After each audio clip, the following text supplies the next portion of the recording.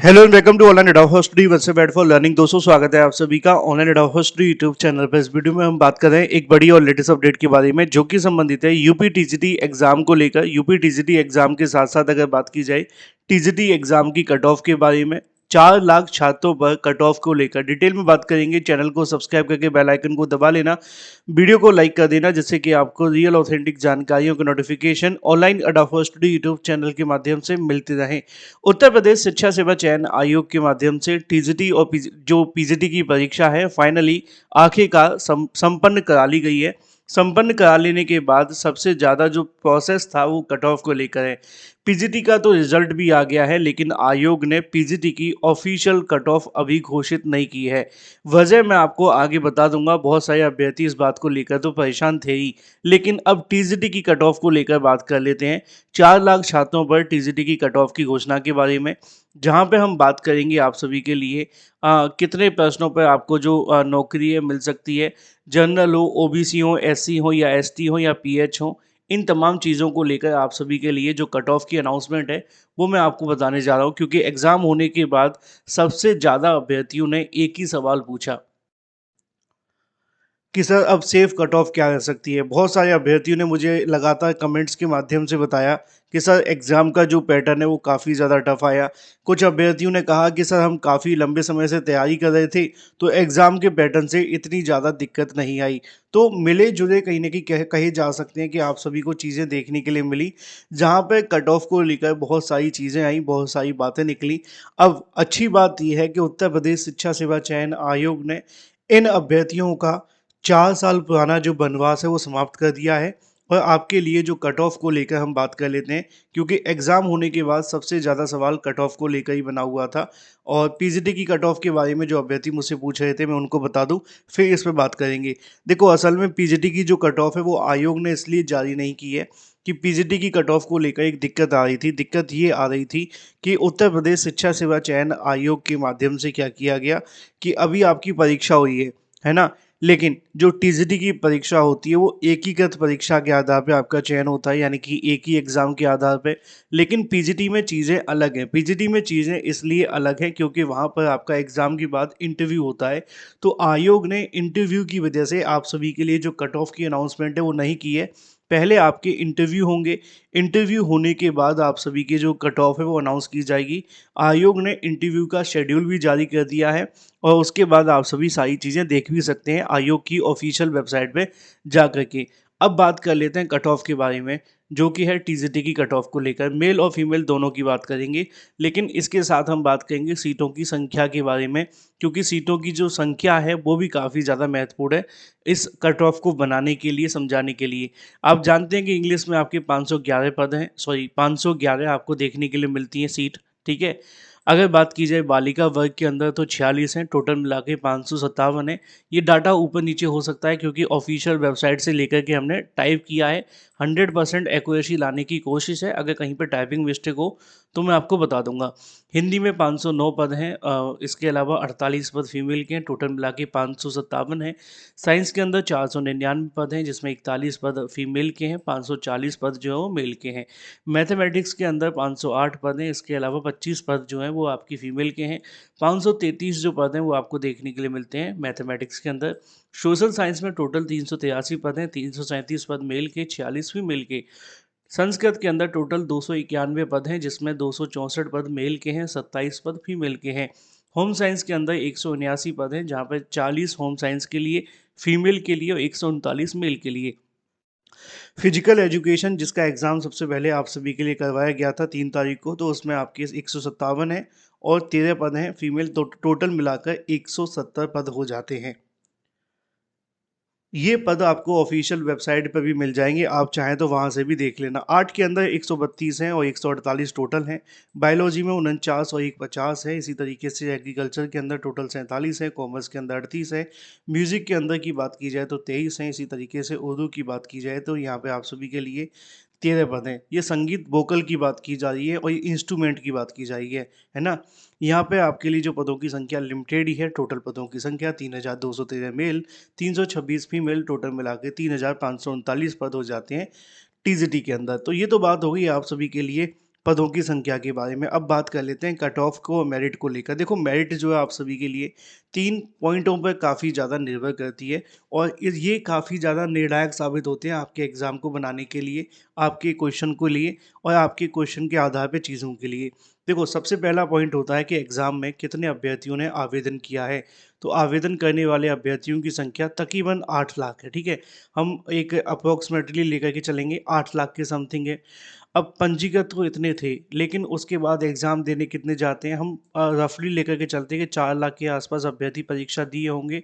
हम 4 लाख को मान करके ही आपकी कट ऑफ बना रहे हैं, 4 लाख को मान करके ही आपकी कट ऑफ बना रहे हैं। तो तकरीबन मान करके चलें 4 लाख के समथिंग अभ्यर्थियों ने परीक्षा को दिया होगा, है ना? जीरो एक्स्ट्रा तो नहीं, इकाई, दहाई, सैकड़ा, हज़ार, 10,000, लाख। हिंदी में पढ़े तो हिंदी में काउंट कर लेते हैं। चलिए, अब ये तो बात हो गई। अब ये तो सबसे मेन था कि पहला पॉइंट आता है कि कितने अभ्यर्थियों ने आवेदन किया है ना? इस पे आपकी मेरिट निर्भर करती है। लेकिन दूसरा पॉइंट आता है कि भई कितने ऐसे अभ्यर्थी हैं जिन्होंने परीक्षा दी है। वो भी हमने आपको बता दिया कि 4 लाख के समथिंग अभ्यर्थी परीक्षा देने गए। ये थोड़ा ऊपर-नीचे भी हो सकता है, लेकिन अप्रॉक्सिमेटली है, ठीक है? तीसरा पॉइंट आता है एग्ज़ाम का पैटर्न, ठीक है? एग्ज़ाम का पैटर्न कि एग्ज़ाम का पैटर्न कैसा था? ईज़ी था, मॉडरेट था या टफ था, है ना? अगर ईज़ी है तो आप जानते हैं कि कट ऑफ जो वो और ज़्यादा हाई जाएगी, मॉडरेट है तो कट ऑफ थोड़ी-सी बीच में रहेगी, लेकिन अगर हाई रहेगा तो कट ऑफ थोड़ी-सी नीचे जा सकती है। क्यों? वही महत्वपूर्ण है। लेकिन कुछ पॉइंट और भी होते हैं जो और भी ज़्यादा महत्वपूर्ण हैं, जो हम एडवांस में कवर करेंगे। अब एडवांस में एक पॉइंट आपके लिए आता है सीटों की संख्या। कितने अभ्यर्थियों ने सॉरी कितने पदों पर आपकी वैकेंसी निकाली गई है। अब वैकेंसी हमने इसीलिए पहले कवर करी थी देखने के लिए कि टोटल कितने पदों पर क्या-क्या वैकेंसी निकाली है बालक और बालिका वर्ग के अंदर। तो ये आपके लिए वैकेंसी थी। अब ये वैकेंसी तो मैं आपको पहले बता ही चुका हूँ तो दोबारा रिपीट नहीं करूँगा। तो चौथा पॉइंट आप कह सकते हैं कि वो होता है जो आपके एग्ज़ाम के अंदर डिफ़ाइन करता है कि टोटल सीटों की संख्या कितनी है। अब उन्हीं सीटों पे तो आपने आवेदन किया था। तो ये कुछ 4 ऐसे पॉइंट हैं जो आपकी कट ऑफ को ऊपर-नीचे करने में काफ़ी ज़्यादा महत्वपूर्ण रहते हैं। हाँ, ये अब आपकी कट ऑफ बनाने के लिए सबसे महत्वपूर्ण है। अब पहला बात कर लेते हैं कि 8 लाख अभ्यर्थी ने आवेदन किया था, तो इसको देख कर के तो लगा कट ऑफ हाई जाएगी, लेकिन 50% कॉम्पिटिशन पहले ही कम हो गया। क्यों कम हो गया? क्योंकि यहाँ पे आप सभी के लिए तकरीबन 4 लाख अभ्यर्थियों ने ही परीक्षा दी है, ठीक है? तो दूसरी चीज़ थोड़ी आपके बेनिफिट में है, लेकिन चूँकि पदों की संख्या मात्र 3,500 के समथिंग है ना? अब इतने पदों पर भी 4 लाख अभ्यर्थी हैं, तो भी आप कह सकते हैं कॉम्पिटिशन बहुत अच्छा खासा है। अब इतने अच्छे खासे कॉम्पिटिशन के अंदर इतनी सीटों पे ये नहीं कहा जा सकता कि कट ऑफ कुछ भी कम चली जाएगी, ठीक है? लेकिन अब एग्ज़ाम का पैटर्न कैसा है? एग्ज़ाम का पैटर्न मॉडरेट टू टफ आप कह सकते हैं मेरे हिसाब से, मॉडरेट लेवल ही कह सकते हैं, है ना? मॉडरेट टू टफ कहा जा सकता है। ईज़ी तो नहीं है, ईज़ी तो नहीं है। हाँ, ईज़ी किसके लिए हो सकता है? जो रेगुलर टीजीटी, पीजीटी की तैयारी कर रहे होते हैं। बहुत सारे ऐसे कैंडिडेट होते हैं जो सालों-साल तैयारी करते रहते हैं और क्योंकि शिक्षा सेवा चयन आयोग ने अपने पैटर्न में बदलाव किया है, 3 चीज़ें बदली हैं, क्वेश्चन को लंबा कर दिया है, क्वेश्चन की लैंग्वेज थोड़ी टफ कर दी है और थोड़ा डीपली टॉपिक से आपके क्वेश्चन्स आ रहे हैं और ये मैंने आपको पहले ही बताया था कि अगर आप ऐसे नहीं पढ़ेंगे तो आपको दिक्कतों का सामना करना पड़ेगा। असिस्टेंट प्रोफ़ेसर हुई तभी बताया, पीजीटी की परीक्षा हुई तभी बताया था, ठीक है? तो पैटर्न के आधार पे पढ़ें। अब पैटर्न के आधार पर पढ़ने की बात हो ही रही है तो थोड़ी-सी जानकारी उन अभ्यर्थियों के लिए है जो जीआईसी प्रवक्ता या यूपीटीईटी की कंप्लीट प्रिपरेशन करना चाहते हैं। जीआईसी प्रवक्ता के नए पैटर्न पे आधारित आप सभी के लिए जो क्रैश कोर्स है वो अवेलेबल है जिसमें आपको 45,000 वन लाइनें, 55 प्रैक्टिस सेट, सभी इंपॉर्टेंट नोट्स, 6 मंथ का करंट अफेयर और 5,000 एक्सपेक्टेड क्वेश्चन मिलते हैं। 7986240141 पे व्हाट्सएप करके आप इसे परचेज कर सकते हैं। यूपीटीईटी के लिए भी कंप्लीट क्रैश कोर्स अवेलेबल है जिसमें आपको 199 के अंदर मिलते हैं 60,000 वन लाइनर, सभी सब्जेक्ट के नोट्स, 50 प्रैक्टिस सेट, 2011 से लेकर अब तक के प्रीवियस ईयर क्वेश्चन के साथ 24/7 का चैट सपोर्ट भी अवेलेबल है। 7719676659 पे व्हाट्सएप करके आप इसे भी परचेज कर सकते हैं, ठीक है? तो ये आपके लिए एक छोटी-सी जानकारी थी।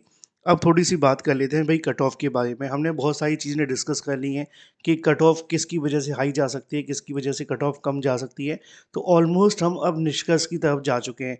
अब एक चीज़ मैं आपको और समझा दूँ कि जो आपकी टीजीटी 2022 की वैकेंसी निकाली गई थी, उसके अंदर शिक्षा सेवा चयन आयोग के माध्यम से चूँकि आपका जो मेरिट का प्रोसेस है नई भर्तियों में बदल गया है, लेकिन अभी नहीं बदला है।